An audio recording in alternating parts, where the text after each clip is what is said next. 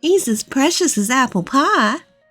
Those were the words my mother-in-law Nancy used when she saw my newborn son. She showered him with such adoration. It was clear she truly loved him. She willingly took care of him when I was at work. But at the time, I didn't notice it. The love she lavished on my son was a bit too much. My name is Emily. I'm 28 years old and working full-time. I married my husband Liam a year ago, and soon after we started living with his parents. Before moving in, I was a little anxious, but my relationship with my mother-in-law was, I believe, reasonably good. She even helped us with household chores, since my husband and I are both busy with work. But if there was one thing that bothered me, it was the daily questions about our plans to have a child. It's been a year since you got married. Aren't you planning to have children yet? I think it's about time you started. You're not getting any younger. Don't you think you should be more mindful of that? Day in, day out, the topic of having kids would come up. Perhaps my mother-in-law meant no harm, but for me, it was becoming a source of stress. It's not like I didn't want kids. But I was also working, and we had financial considerations to think about. My mother-in-law says it's been a year, but from my perspective, we had just been married for a year. I wanted to continue working, and if we were to have children, I wanted a bit more financial security. So having kids right after getting married was not in my plans. I knew my mother-in-law was looking forward to a grandchild from the start of our marriage. But her constant demands, disregarding our situation, were becoming a problem. Feeling worn out from the constant pressure, one night after my mother-in-law went to bed, I decided to discuss it lightly with my husband. She keeps bringing up the topic of kids. What do you think? The daily remarks are putting a lot of pressure on me. I was honest with him about how stressful it was to be constantly asked about grandchildren, without any consideration of our situation. Well, Mom was really looking forward to a grandchild, but I didn't realize she was pressing you this much. I'm sorry. My husband seemed surprised. He hadn't thought his mother would be so persistent. He promised to talk to her about it. Then my husband made a suggestion. Not because Mom is pushing us, but shouldn't we start thinking about having a kid? You know, I've got a promotion coming up, and it looks like my salary will increase, Liam revealed. So we'll have a bit more room in our budget, and I think it might be less risky to have a child while you're still young, Emily. He wasn't forcing the issue, but he wanted to add this to the mix. He hoped I would consider it. Well, if your salary is going to increase, that might be a good idea. Okay, I'll think about it. But for now, please talk to Nancy about easing up. I requested some time to consider, and emphasized to Liam that while I was open to having a child, I needed his mom to stop pressuring us. A few days later, Liam did talk to his mom, and thankfully, her constant prodding stopped. After that, the topic of kids never came up in direct conversations, and before I knew it, I was feeling less stressed. Once things settled down, I found myself more open to the idea of having a child, just like Liam suggested. About that baby, I think we should move forward with what we talked about. Considering our age and health, sooner might be better, I told him. So we decided to wait for his promotion to be confirmed, and then we would start trying for a baby. Half a year later, everything fell into place, and I found out I was pregnant. We were happy, but nobody was more thrilled than Nancy. She had been waiting for this moment to become a grandmother. Every day, she was restless with anticipation, always checking up on me, which was quite endearing. Although I didn't appreciate her rushing us, I knew it was because she wanted a grandchild so badly. Gradually, I found myself able to interact with her in a more relaxed manner. A few months later, The day of my delivery arrived. Despite my many fears and worries, with the support of my husband and Nancy, I successfully gave birth to a healthy baby boy. We named him Jackson. The joy I felt holding our little son was immeasurable. After the delivery, I went on parental leave and dedicated my time to taking care of our newborn. As a first-time mom, I was groping my way through child rearing, and it was a lot harder than I had anticipated. Nevertheless, the joy of having Jackson far outweighed the hardships, and I cherished every moment I spent with him. Time flew by quickly, and before I knew it, Jackson was nearly a year old, and my parental leave was about to end. I decided to return to work as planned, but then we hit a snag. We couldn't find a childcare center. I knew there was a shortage, but I didn't expect it to be this difficult. Liam and I were left scratching our heads. Eventually, I decided to extend my parental leave. During that time, Jackson kept growing, and by the time he was almost 2, I decided to return to work. We still couldn't find a childcare center, but Nancy offered to take care of Jackson. "You don't want to quit your job, do you, Emily? I'm always home anyway, so please don't hesitate to leave him with me," she said. "I'll just be bored if I'm alone." Her offer was a godsend. With our son turning 2, my husband and I had been planning to enroll him in preschool when he hit 3. There seemed to be enough openings at nearby kindergarten, and we thought we could somehow manage for another year. For the past 2 years, we'd been sharing childcare responsibilities with my mother-in-law. She was someone we felt we could trust to care for our son. Thanks to her, I was able to make a successful return to work. So I started working again. Everything was going smoothly at work, and our life was complaint-free. A year after we started this lifestyle, as our son was about to turn 3, I noticed something odd about him. He used to be thrilled when I came home, but now he seemed distant.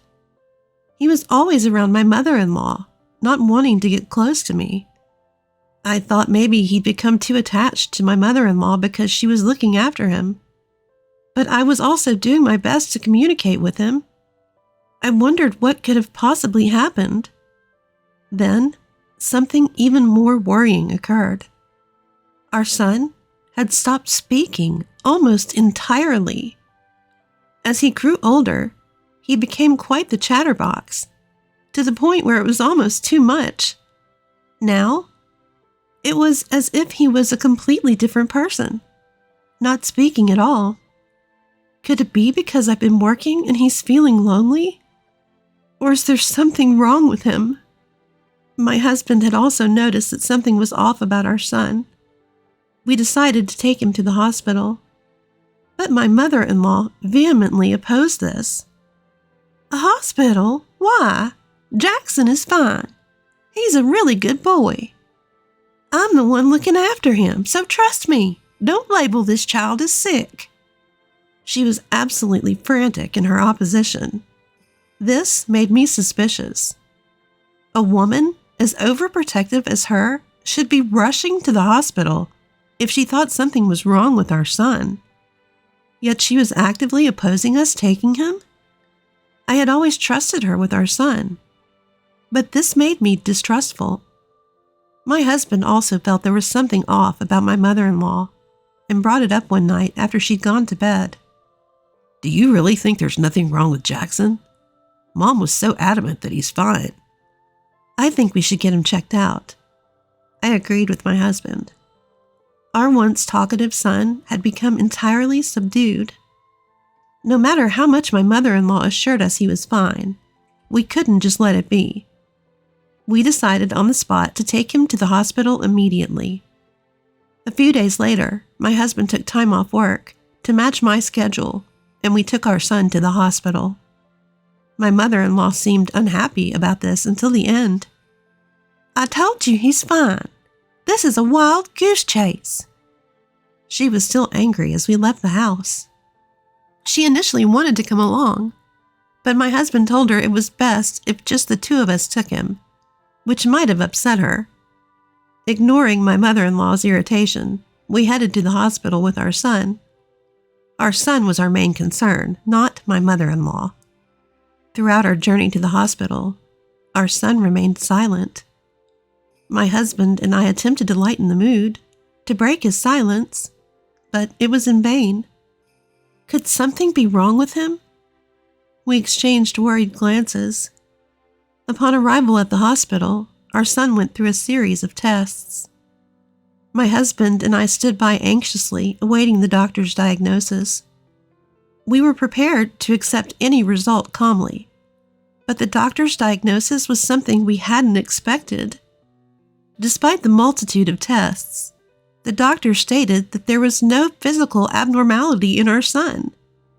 A sense of relief washed over us, but it left us puzzled. Why had our son changed so drastically? To our queries, the doctor suggested, "It might be something psychological."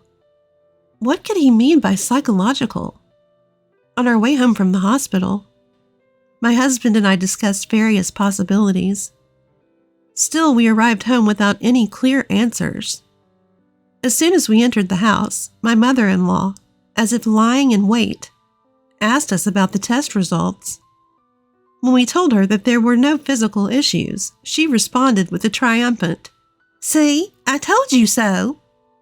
We deliberately kept quiet about the psychological aspect, knowing that she would likely create a fuss over it.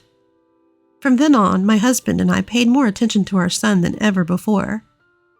I made a point of coming home from work as early as possible to spend more time with him. My husband did the same, trying to converse with our son more, even sharing a bath with him, ensuring he established solid communication. Gradually, changes started to appear in our son. He still didn't talk much, but he began to approach me with a smile, just like before. My husband and I reflected on our behavior, thinking that we might have made him feel lonely. I even started contemplating quitting my job. Then one day, after finishing work, I came home to find our son waiting to greet me. Such an occurrence had become rare, and it filled me with joy. As I patted his head and told him to wait in the living room while I changed, my mother-in-law emerged from the living room.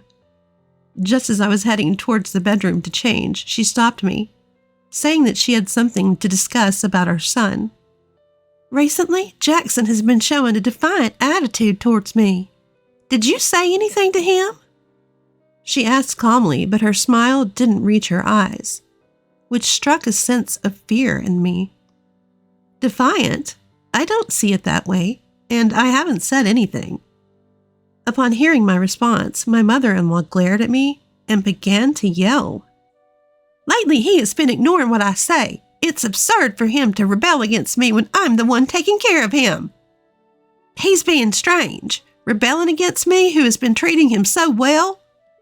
My mother-in-law, who had insisted that nothing was wrong with our son when we tried to take him to the hospital, she is now calling him abnormal. Her words intensified my mistrust towards her. Until now, I had left my son in her care, reassured by her apparent affection for him. But I began to question if that was a mistake. However, I saw no strange behavior from her while we were at home together. But the unsettling feeling I had about my mother-in-law just wouldn't go away. I decided to find out the truth for myself.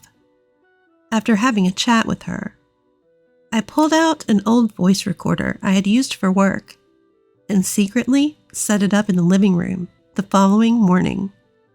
I didn't feel great about spying on my family, and I thought my husband might oppose if I told him about this, so I kept it a secret.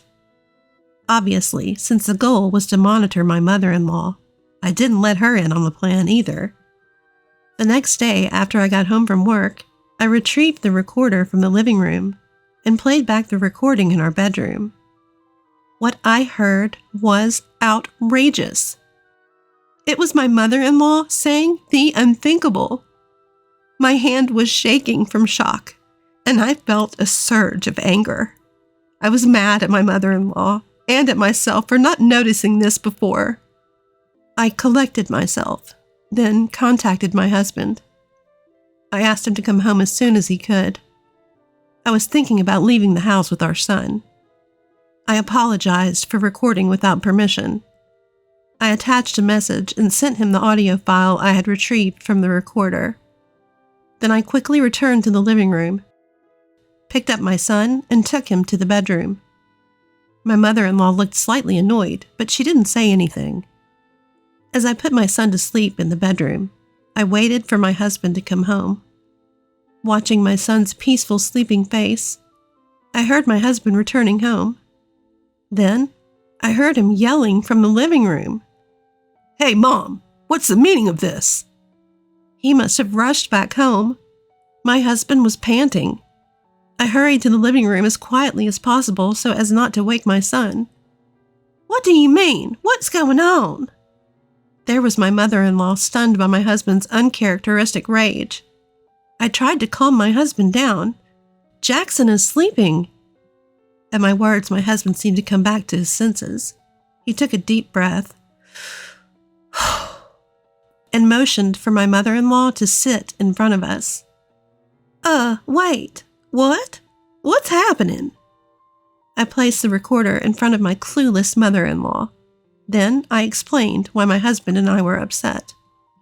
"I'm sorry, but we recorded you while you were alone with Jackson. Can you explain this to us?" I said, and played the stored audio. The numerous words that my mother-in-law had presumably spoken to my son filled the room. It was painful to hear them again.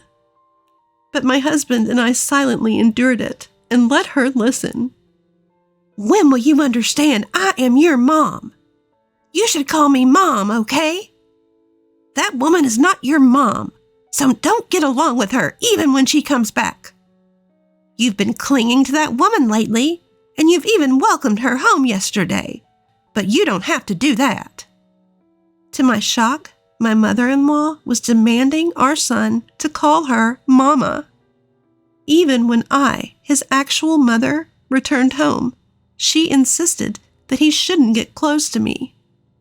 I was stunned into silence when I first heard about it. It also made sense why our son had been acting odd. "That woman she's referring to is Emily, right? What on earth does she mean by teaching him Emily isn't his mother?"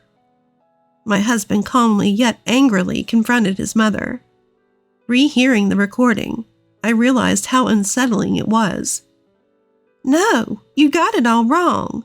This is just a game. I'm just trying to make things fun for him." A pathetic excuse spilled from my mother-in-law's mouth. What kind of game was this supposed to be? To think she would act normal around us but fill our son's head with such nonsense behind our backs. You claimed that our son was abnormal. But isn't the abnormal one here you? All our son did was not act according to her whims, and that's why she labeled him as abnormal. There's nothing strange about a child wanting to be with his mother. But my mother-in-law couldn't stand it. "A game, huh? Do you really think such an excuse would work? Explain yourself." My normally mild-mannered husband, for the first time, interrogated his mother with a stern look.